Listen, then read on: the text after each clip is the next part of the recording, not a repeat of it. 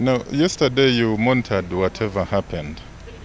We had, of course, running battles with the supporters, fans, and in some of these running battles, of course, embedded in, we had acts of hooliganism, where we had thugs, criminals taking advantage of the violent fracas that was happening between some of these supporters as well as law enforcement agencies.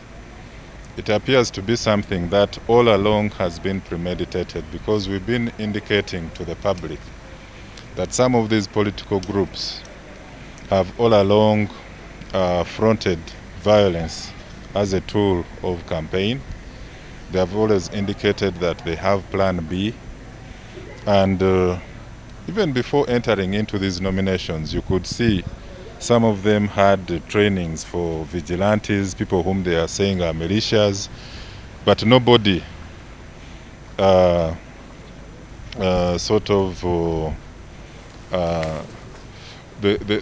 type of training that they were conducting for these vigilantes and militias. Nobody was there to audit which type of training, so you don't know what type of training was given to them. You could see some of their pictures when they're in forests, when they're in isolated structures and facilities, and doing whatever form of training they were doing. You are very well aware that Honorable Kyagulanyi Sentamu Robert, together with the FDC presidential candidate Honorable Amuriat, have been conducting their campaigns in a very defiant manner, outside the guidelines which were given by the Electoral Commission. It is true that as a country, we are seeing the threat or a surge in the number of COVID-19 cases. It is not something that should be politicized. The threat is actually there. The health facilities at Mulago and all these other places are overwhelmed. Now, we have a political campaign which is embedded within the threat of the pandemic. But we can still live, we can still happily conduct campaigns if we can work within the guidelines that were set. We don't find it difficult, and we had even expected this to be the easiest or simplest campaign ever since, where you are meeting your campaign agents and other members of the public in a regulated manner of about 200 people. That's not very difficult for a presidential candidate who is organized. Then using new media, going through these other online platforms, going on TV and radio. So it is simply because some of the individual actors and political groups don't have this level of organization up to the grassroots. Some of them could not be having the sufficient resources and logistics to get them down. So it is quite escapist for them to start using violence as a tool of campaign. Even before we go to that, we are indicating to you that the mass gatherings were prohibited. Processions and motorcades were prohibited.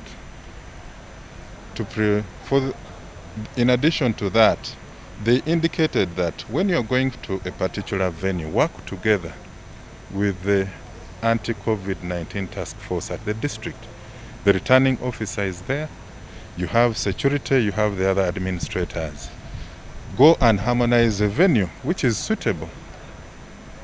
But we are seeing to it that these are candidates who have violated these provisions. They prefer holding, some of them have objected to the venues and have gone to trading centers, to markets, and so on. Remember, these are uncontrolled settings. So it is like you're promoting you're promoting the virus.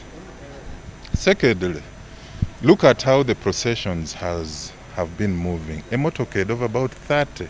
You find they are dangerously and recklessly driving the whole road. You don't have a passage for incoming vehicles and so on. That's not the conduct that the EC guided on. You get the point. These kinds of threats are not new. And you know, in every electoral period, we anticipate such violence against law enforcement personnel. And even in this particular incident, we've told you that our joint intelligence components had picked provocative behavior against law enforcement agencies as one of the tools of campaign, so that at least hatred can be directed on the police and security and government. Politics of sympathy and so on and so forth. But we had, in our multiple tactical responses, we had planned that as we zoned the country, we had indicated that we have quick reaction teams that are within the neighborhood. They are able to quickly react and so on and so forth. So yesterday our reactions were mixed. There is where we responded very well, and there is where we delayed, and which caused for violence to escalate.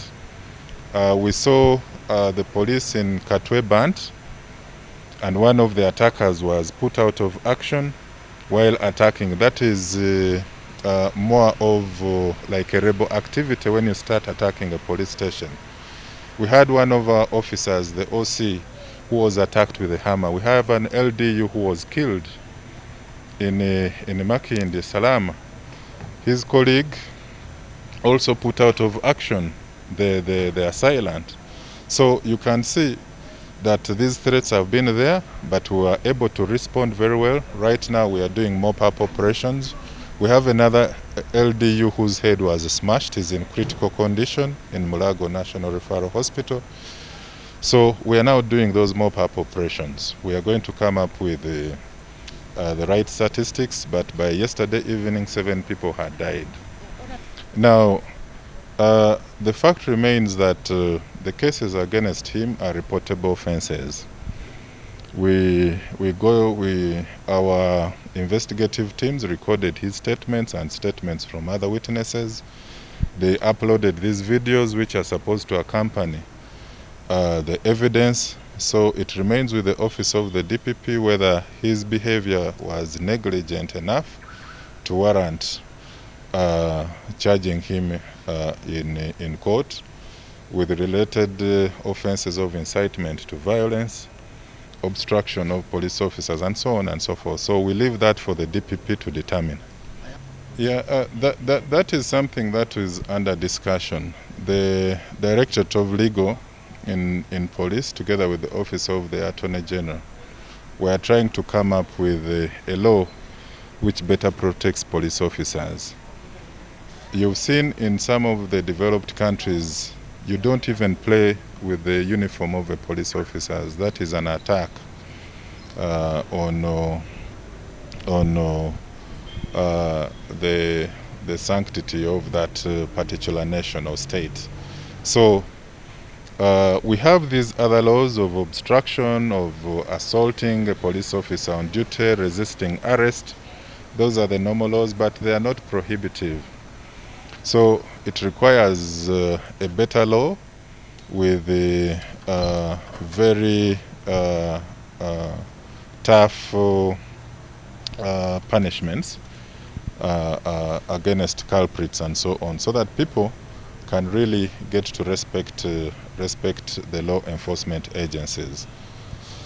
The other thing is also to get to orient and reorient all Ugandans ideologically, because when politicians come, when even you have media recycling certain images, importing images from different countries and imposing them on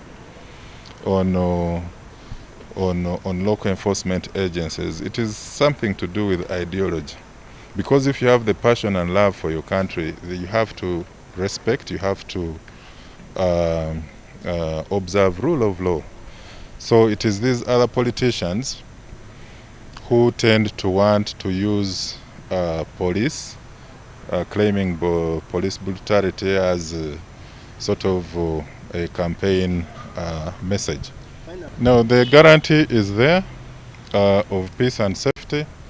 We had additional manpower deployed in all in the greater Kampala area. We've also beefed up some of the hotspots like Mitiana, Masaka, and areas of Busoga.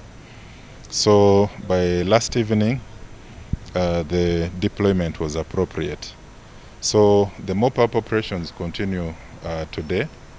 We are going to continue identifying, as we scrutinize the footages and videos on CCTV, we are continuing to identify who these ringleaders are.